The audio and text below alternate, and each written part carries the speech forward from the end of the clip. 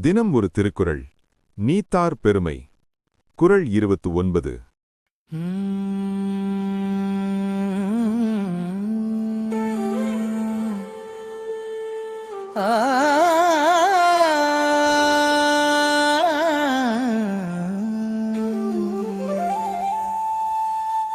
குணமென் குன்றேறி நின்றார் வெகுளி கணமேயும் காத்தல் அரிது.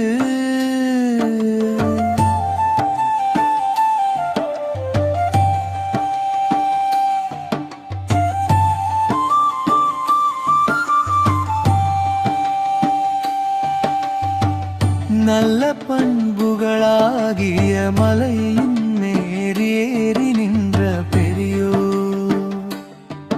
ஒரு கணப்பொழுதே சினம் கேழ்வாராயினும் அதிலிருந்து ஒருவரை